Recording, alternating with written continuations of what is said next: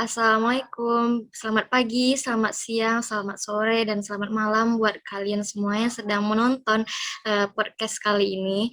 Kali ini aku, Fadia Inaya, bareng Fania Mahfira, bakalan ngebawain podcast tentang tindak pidana korupsi.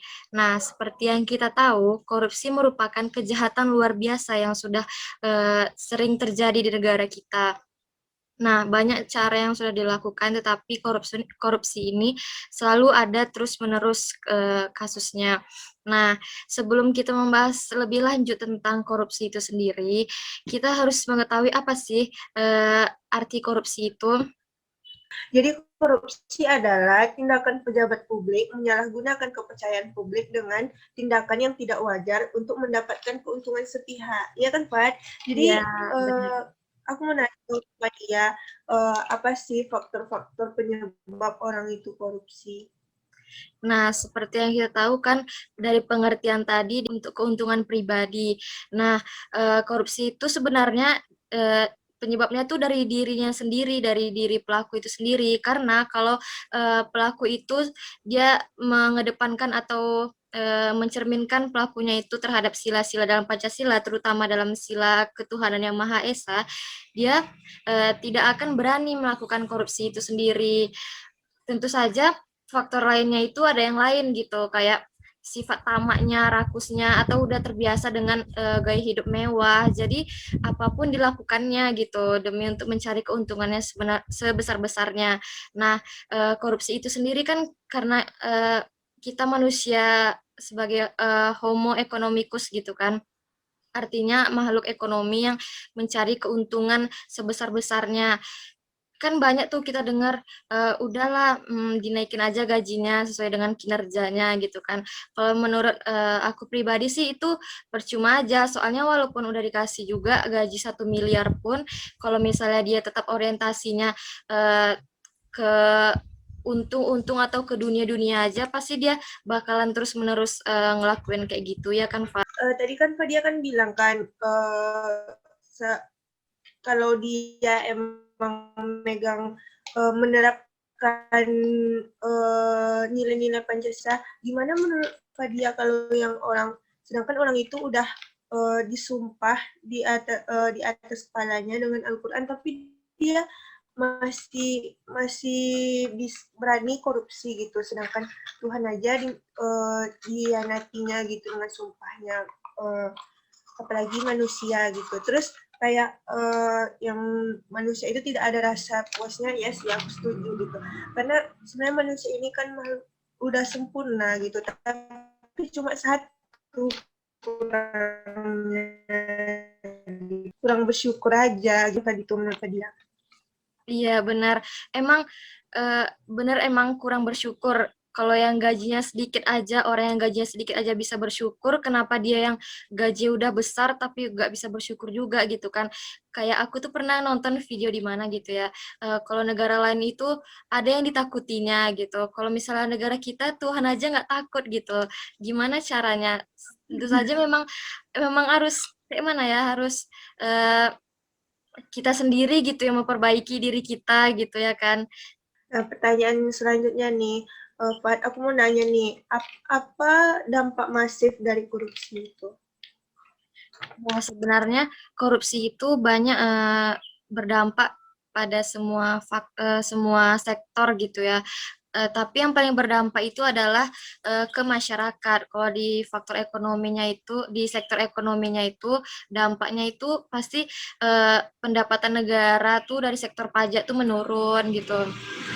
Terus hutang negara jadi meningkat, terus bisa jadi kemiskinan masyarakat juga karena mahalnya harga jasa dan pelayanan publik itu. Terus pengentasan kemiskinan juga berjalan lambat gara-gara korupsi ini. Terus masyarakat miskin ini aksesnya jadi terbatas, kayak harga bahan pokok, beras, gula, minyak, susu dan sebagainya itu jadi sangat tinggi harganya. Terus eh, dampak lainnya itu juga meningkatnya angka kriminalitas karena korupsi ini sendiri bisa menimbulkan jenis kejahatan yang lain gitu. Kalau menurut aku sih itu aja sih Van. Sih kayak emang ngaruhnya tuh ke masyarakat kecil yang banyak dirugikan ya Pak ya. Iya, benar. Jadi Fat, apa aja sih nilai dan prinsip anti korupsi ini? Nah, supaya kita nggak terdorong untuk melakukan korupsi itu, ada 9 nilai yang harus kita tanamkan di diri kita. Itu antaranya adalah eh, nilai kejujuran. Kejujuran banyak sih kita lihat di Instagram kayak salah satu tokoh gitu kan menyatakan kayak mengatakan bahwa eh, negara kita bukan kehilangan orang pintar tapi kehilangan orang jujur gitu kan. Jadi kejujuran itu inti dari semuanya gitu. Terus kita juga harus mempunyai nilai kepedulian karena kita harus mikir juga kalau kita korupsi pasti kena di sektor yang lain gitu. Banyak banyak masyarakat yang terdampak dengan eh, korupsi yang kita buat. Terus nilai kemandirian, kita juga harus menanamkan nilai kedisiplinan, tanggung jawab, kerja keras, sederhana, keberanian dan keadilan. Iya, menurut aku sih ya juga jujur itu penting. Tapi gimana tuh kayak yang ada tuh pejabat kan yang pencitraan aja gitu kata dia jangan korupsi bikin malu keluarga gitu kan. Nanti keluarga anak malu gitu kan. Terus kayak dia tuh bilang orang korupsi harus dibunuh dihukum Mati. mati gitu. Heeh. Terus beres tuh langsung berita isinya dia ketangkap korupsi kan. Iya, iya, benar. Karena pasti kitanya mungkin masuk penjara atau apa gitu kan. Tapi kasihan anak-anak, kalau misalnya dia punya anak gitu di sekolahnya, ih anak koruptor gitu kan. Pasti dia juga, ih kenapa sih papa misalnya papa atau siapa ya gitu ngelakuin korupsi gini gitu kan jadi malu gitu. Nah, kalau untuk prinsipnya itu sendiri yang pertama ada prinsip akuntabilitas. Jadi prinsip ini itu adalah kesesuaian antara aturan dan pelaksanaan kerja. Jadi kalau misalnya untuk di kampus itu contohnya kayak program-program kegiatan eh, kemahasiswaan itu tuh harus dibuat dengan sesuai dengan kaidah-kaidah yang berlaku di kampus gitu dan dijalankan sesuai dengan aturan. Kemudian yang transparansi, artinya harus terbuka. Karena korupsi itu eh, dimulai dari transparansi kan awalnya. Nah, contohnya nih kayak gini, dalam kegiatan atau kehidupan di kampus itu, program kegiatan kemahasiswaannya itu, laporan kegiatannya harus bisa diakses oleh semua mahasiswa. Kemudian kebijakannya, nah yang penting ini sih kebijakan ya. Karena kebijakan ini kan nggak selalu identik dengan undang-undang korupsi aja gitu. Bisa jadi em, pelaksanaan kebijakannya juga, terus kayak pemahamannya atau nilai-nilainya, terus yang terutama kesadaran masyarakatnya itu sendiri gitu kan, Van. Jadi setelah kita bahas yang tadi itu kan Fat. Jadi menurut Fadia gimana sih cara pemberantasan korupsi itu? Apa saja upaya-upayanya?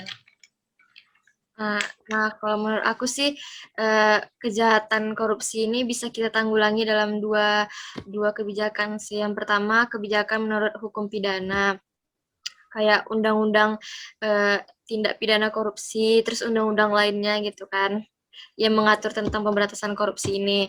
Terus upaya selanjutnya itu adalah eh, nggak hanya dari undang-undang, penegakan hukumnya atau penegak hukumnya itu juga harus kooperatif, harus kerjasama gitu dengan undang-undangnya.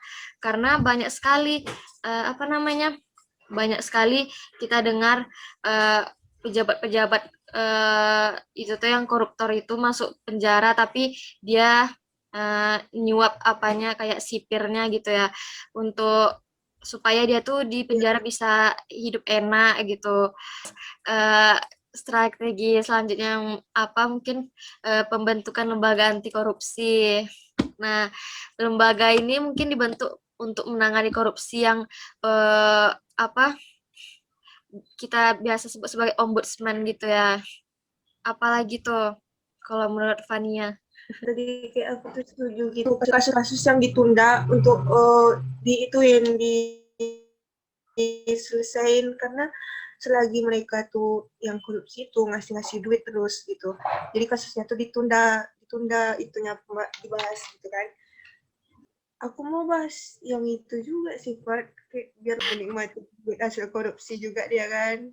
Iya, itu. Makanya kadang oknum penegak hukumnya itu sendiri gitu, eh, udah udah dari pelakunya yang salah, terus oknum penegak hukumnya juga salah karena dia masih nerima-nerima uang-uang dari mereka itu. Jadi masih belum ditunda-tunda terus proses itu kan penangkapannya yang korupsi itu. Iya, terus Jadi emang nggak selesai kasusnya gitu. Karena selagi masih suap menyuap juga dari pihak-pihak yang itunya gitu. Terus yang satu lagi nih yang kayak banyak fakta di lapangan tuh kayak yang udah korupsi tapi masih dikasih jabatan gitu. nah iya, seharusnya kan nggak boleh lah ya kan. Nah, jadi untuk apa gitu? Kenapa kok bisa yang korupsi masih dikasih jabatan? Nanti mungkin beda lagi kalau misalnya dia apa, kalau misalnya dia udah tobat gitu mungkin kan. Kayaknya aku salah lah kemarin, bakalan kayak gitu lagi. Mungkin beda lagi kan, beda orang, beda apa ya gitu kan. Jadi kan korupsi itu kan karena ada kesempatan gitu kan, Betul. sama itu wewenang. Jadi semakin dikasih jabatan nanti kan semakin besar peluang dia. Nah, korupsi itu kan nggak hanya terjadi di Indonesia. Negara maju seperti Amerika Serikat mungkin kan ada juga tuh mereka korupsi di negara mereka, tapi mungkin nggak separah atau nggak setinggi kita gitu. Terus ada juga lagi negara berkembang yang lain yang melakukan korupsi. Nah, pasti ada nih kerjasama antara Indonesia dengan organisasi-organisasi internasional untuk memberantas korupsi itu. Nah, aku pengen tahu nih, apa aja sih yang kerjasama apa aja sih yang udah dilakukan pemerintah Indonesia dalam rangka memberantas tindak korupsi ini, tindak pidana korupsi ini? Jadi aku akan jawab pertanyaan Fadian ya. Yang pertama yaitu gerakan organisasi internasional. Yang pertama yaitu PBB. Jadi PBB ini setiap 5 tahun secara reguler PBB menyelenggarakan kongres tentang pencegahan kejahatan dan perlakuan terhadap penjahat seperti penjahat korupsi gitu. Yang kedua yaitu Bank Dunia. Bank Dunia menyediakan sarana bagi negara-negara berkembang untuk mengembangkan rencana aksi nasional untuk memberantas korupsi. Yang ketiga OECD, yaitu tujuannya dikeluarkannya instrumen ini untuk mencegah tindak pidana suap dan transaksi bisnis internasional. Yang keempat yaitu masyarakat Uni Eropa. Selain gerakan lembaga swadaya internasional, yang pertama Transparansi Internasional, yaitu organisasi internasional non-pemerintah yang memantau dan mempublikasikan hasil-hasil penelitian mengenai korupsi. Yang kedua TIRI, yaitu organisasi independen internasional non-pemerintah. Selanjutnya instrumen internasional pencegahan korupsi. Yang pertama United Nations Convention Against Corruption. Beberapa hal penting yang diatur dalam konvensi ini seperti masalah pencegahan, kriminalisasi, kerjasama internasional, dan pengembalian aset-aset hasil korupsi. Yang kedua, Convention on Bribery of Foreign Public Official in International Business Transaction. Jadi itu Pak, gerakan kerjasama instrumen internasional untuk pemberantasan korupsi ini. Oh iya, tadi kayaknya ada lagi deh, transparansi internasional udah disebutin ya tadi Pan. Kalau nggak salah belum atau udah? Transparansi internasional. Udah. Nah, itu Udah. berarti kita dari situ ya taunya, oh Indonesia peringkat segini tingkat korupsinya, negara lain tingkat Iya, segini korupsinya. Oh, tahu kan negara mana yang tingkat korupsinya paling tinggi sampai yang paling rendah, terus cara menyelesaikannya, yang berhasil atau enggak korupsi itu diberantas, dikurangi gitu. nah, salah satu cara pemerintah dalam menanggulangi korupsi ini kan adanya peraturan perundang-undangan yang mengatur tentang korupsi. Nah, apa aja nih, Van, peraturan perundang-undangan yang memberantas atau yang mengatur mengenai korupsi ini sendiri? Jadi perundang-undangan yang mengatur tentang korupsi itu yang pertama ada di dalam delik korupsi dalam KUHP. Yang kedua Peraturan Pemberantasan Korupsi Penguasa Porang Pusat nomor PRT atau Perpu 013/1950. Yang ketiga Undang-Undang nomor 24 PRP tahun 1960 tentang tindak pidana korupsi. Yang keempat, Undang-Undang Nomor 3 Tahun 1971 tentang Pemberantasan Tindak Korupsi. Yang kelima, TAP MPR Nomor 11 garing MPR garing 1998 tentang penyelenggaraan negara yang bersih dan bebas korupsi, kolusi, dan nepotisme. Dan juga banyak undang-undang lain tentang korupsi, tindak pidana korupsi ini, Pak. Pasti kan perbuatan korupsi itu ada pengelompokan atau ada jenis-jenis atau kategorinya mengapa perbuatan tersebut dapat dijatuhi pidana. Nah, apa aja sih jenis-jenis perbuatan yang dapat dijatuhi pidana itu? Jadi jenis-jenis atau bentuk-bentuk yang tergolong perbuatan korupsi itu yang pertama seperti menyuap, memberi hadiah kepada pegawai negeri karena jabatannya, karena pegawai negeri menerima hadiah yang berhubungan dengan jabatannya, menyuap hakim, menyuap advokat, dan atau penggelapan uang atau membiarkan penggelapan, dan juga memasukkan buku untuk memeriksakan administrasi dan lain-lain. Masih banyak bentuk jenis-jenis korupsi yang lainnya.